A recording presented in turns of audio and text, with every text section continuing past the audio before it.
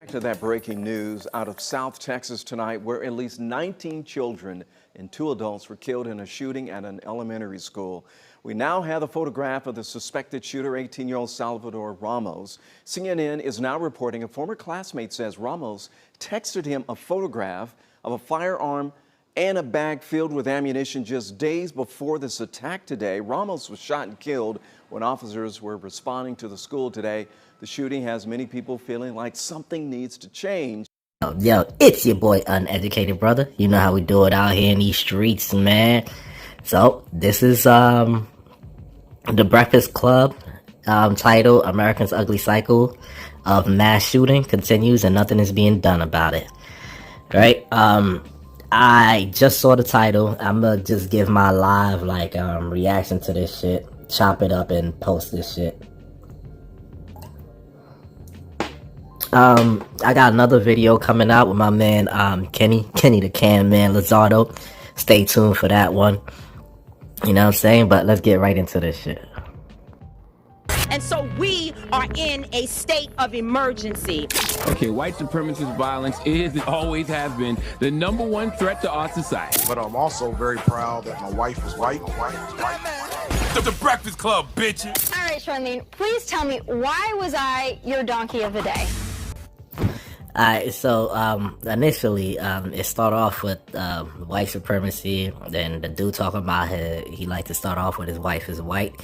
But mass shooting, America, association with white supremacy, we already see where it's going with that. But let's continue. No, today's not an I, it's an us. Okay, Donkey of the Day for Wednesday, May 25th goes to America. The U.S., which I always thought was a great abbreviation for the United States, because this is about us. And it's a simple question. What are we going to do? There's a meme going around, and the meme shows the cycle of how things are when it comes to these mass shootings. It starts, it says mass shooting, media extravaganza, thoughts and prayers, social media, gun debates. No one actually does anything back to normal. Look, I'm not about to act like I'm some expert on any of this. I'm just a tax-paying American citizen, a parent, a husband, a human, just trying to survive on this planet like everyone. Like everyone else. So here's the problem, right? The problem is, right, you have two parties and one of them is not authentic about their argument at all. So one party is talking about gun control. In other words, taking more rights away from you, you know, as far as like the Second Amendment. And then the other party is just trying to preserve that right. So why, when we have a mass shooting, right, we have people of Democrats are talking about, you know, taking away the Second Amendment. Ultimately, that's the goal, you know, just like your man Beto O'Rourke say, hell yes, we're gonna take y'all AR-15 and all that extra jazz. Hell yes, we're gonna take your AR-15, your AK-47.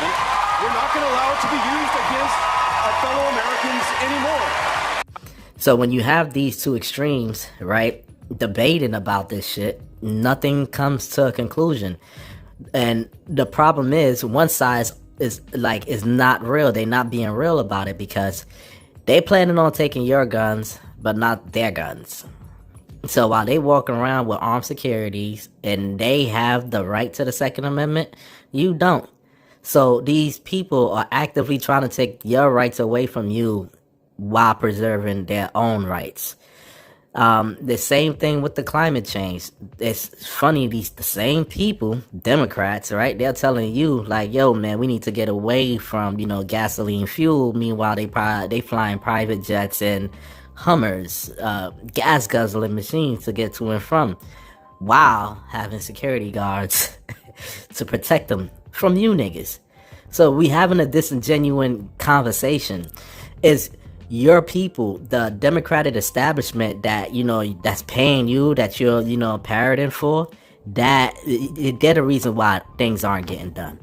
And I tell y'all all the time, we are relying on the most unpredictable thing in this world to keep us safe, and that's human behavior. As witnessed in Buffalo and Tops Grocery Store, as witnessed in Geneva Presbyterian Church, as witnessed at Robb Elementary School in Texas. All it takes is one evil human having a bad day, one evil human on his worst behavior to not only murder other humans, but to murder millions of people's spirits, okay? See, these tragedies take lives. They impact the families of these victims in unspeakable ways that I could never understand, and I pray to God I never have to understand. But what I want to talk to us about, us being the United States, is a question Connecticut Senator Chris Murphy asked yesterday, and that question is, what are we doing? Okay, that meme I referenced earlier says after the social media gun debates, no one actually does anything, and why is that? I have my thoughts, but let's hear what Senator Chris Murphy had to say yesterday. Our kids are living in fear every single time they set foot in a classroom because they think they're going to be next. What are we doing? Why do you spend all this time running for the United States Senate? Why do you go through all the hassle of getting this job, of putting yourself in a position of authority, if your answer is that as this slaughter increases, as our kids run for their lives, we do nothing? Nowhere else do parents have to talk to their kids, as I have had to do, about why they got locked into a bathroom and told to be quiet for 5 minutes just in case a bad man entered that building. Nowhere else does that happen except here in the United States of America, and it is a choice. It is our choice to let it continue. What are we doing? What are we doing? Senator Chris Murphy is right, but I would say this: it's not just the kids living in fear. It's all of us, which bothers me spiritually because we should walk by faith, not by fear, but it's hard not to. But it's not just the kids. We just saw, 10 adults, mostly elders, shot and killed in a grocery store in Buffalo. We saw Asian Americans shot in the church, just, when was it? A month ago? I can't remember now, but like a month ago, we saw the guy in the subway in New York. He shot a bunch of people. I think he was targeting Asians. Look, man, I know it's easy to turn the conversation to guns, and we definitely need some type of gun control in this country, but the triggers of these guns don't pull themselves. Okay, the reason these situations make us feel so helpless is because we know that we can't legislate what is in somebody's heart. You can't legislate hate. We are all, like I said already, relying on each other to keep each other safe. So much of our safety is based on the behaviors of others, and there is nothing we can do about the hate, the prejudice, the bigotry, the evil some people in this country just have for other people. And maybe that's the problem. You're relying your safety on others when you should be relying your safety on yourself. Protect yourself. Give everybody the chance to have the same equal rights as these politicians, because these politicians are exercising their rights, right? They can go anywhere they want to go. They can do whatever, First and Second Amendment, but not the black community. Maybe that is the issue right there. Does anything, because a lot of us simply don't know what there is to do. We haven't dealt with the root of all our issues, and that is the hate that some of us hold for others in this country. This country, America, was built on bigotry. The system is designed to be what it is. It's designed to be as violent as it is. Alright, now this system, who's controlling the system?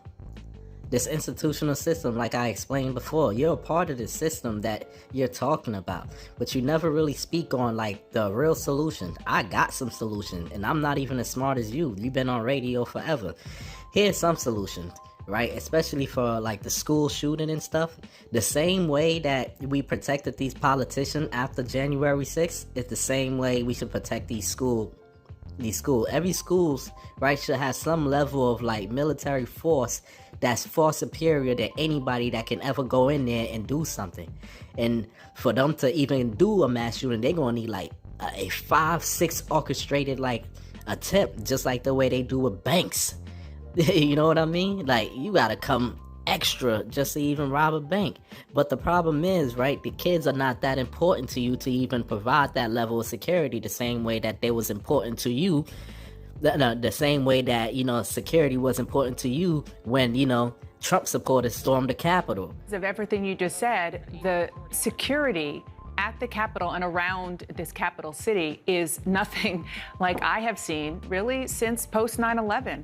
I mean, just to see the images that our colleagues on Capitol Hill captured, you see them there, of National Guard troops just sleeping and resting in the Capitol to protect the Capitol in a way that it wasn't 1 week ago today, to protect the members, even those who, as you said, enabled this, is not something that I can believe. We can do that. We have that.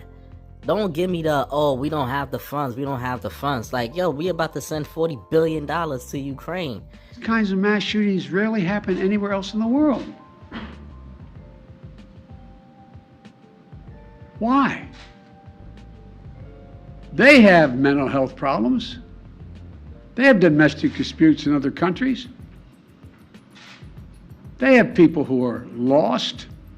But these kinds of mass shootings never happen with the kind of frequency they happen in America. Why? Why are we willing to live with this carnage? Why do we keep letting this happen? Where in God's name is our backbone? Now that's a sad old man. All right, I'm sorry, but that's just a sad and frankly exploitive old man who literally spent minutes saying nothing. What's the matter with us? What's the matter? Look in the mirror. We're a sick nation, obviously. Look who's our president. Look in the mirror, and you'll see what's wrong with us. What kind of nation sends $40 billion to supposedly protect the most corrupt country in Europe, but doesn't spend a dime on protecting our own kids? What kind of nation does that? I'll raise you another one. Instead of sending that $40 billion to the UK, why couldn't that $40 billion could have been invested in some of our retired veterans to actually have them stand guard on these schools? Well, there's an idea. It's like, don't hit me with the, yo, we don't got the money. We should be protecting these kids the same way that we protect politicians, the same way that we protect every other things that's important to us. But it shows that y'all don't really give a fuck about these kids. And now look at these kids. They going through a whole lot of transitioning through the mass government, talking about some identity politics. Nobody's protecting them. And look at these politicians. Now I want to talk about the safety of these kids. Well, don't you think it's dangerous for even kids to learn about gender, binary pronouns, and taking hormone blockers? Nah, it ain't dangerous for them. But it is dangerous if they get involved in a mass shooting, right, that you can use politically to take the Second Amendment away from the rest of us. But let's continue. System where people feel superior to others, and since they feel superior to others, they feel like they can dictate whether you live or die. You know I deal with really bad anxiety. And one of my coping mechanisms when I have a panic attack is my therapist always tells me to think about all the times you thought something bad was going to happen, but how many times did something bad actually happen? That works in most cases. But when it comes to stuff like this, it doesn't work. Because I can't get my mind off these tragedies because this could happen to any of us. We not special. What you think you special? Nah, this could happen to any of us. By that logic, right? How can you prevent it from happening to us? Right? The only way what they say, the only way you can be the bad guy with a gun is a good guy with a gun. Right? So that means you need to arm yourself against these bad guys. So you have one bad guy, right, who's going into school shooting versus the rest of us good guys who all are armed. Like, the odds are like completely against them. And then on top of that, we have police force. On top of that, we have military force. So you have the law-abiding citizens, right, who practice the Second Amendment, right, which is backed by law enforcement, which is backed by military enforcement. So you have a greater power to combat against these mass shootings. Now, all these entities that I spoke about, you know, law enforcement, armed citizens, and military armed personnel, all of them want the same thing. They want to stop mass shooting. Let's come together and make sure we establish that. But nope. The moment we start to do that, you know, we are rolling back on the Democrats' progress of taking away our First Amendment and our Second Amendment. Sure. We go to the grocery store. I love going to Wegmans for no reason. We all go to our different places of worship. Our kids go to school. These are supposed to be safe spaces, but what happens when the safe spaces ain't safe no more? No, these are gun-free zones. What happened when gun-free zones get infiltrated by people who don't pretty much like follow the law? What happened to those, right? Now you have one person against everybody else who's gun-free. One person with a gun against everybody else who's gun-free. Don't you think that gun-free zone sign within itself, that sign in itself is really detrimental to everybody there, as opposed to that one lone gunman? The one lone gunman is not the problem. It's the fact that all of these people are not defending themselves is a problem. Like, you can't leave a prostitute out and expect her not to get fucked. She's vulnerable. You can't leave unarmed citizens out in this dangerous world and expect them not to get killed. They are vulnerable. But I'm gonna leave it right there, man. If you want to finish, check out the rest of the Breakfast Club video. I'm gonna put a full link in the description below. I'm gonna get out of this shit, man, because this is really depressing, man. You know, RIP to the people that passed, man, in that mass shooting. Whew. Here we go again. Until next time, one out. Bad boy, baby. Mr. Shakur, can we get a comment from you all? Hell no. Thug life. Thug life. Thug life. Thug life. That's my comment. What's that mean?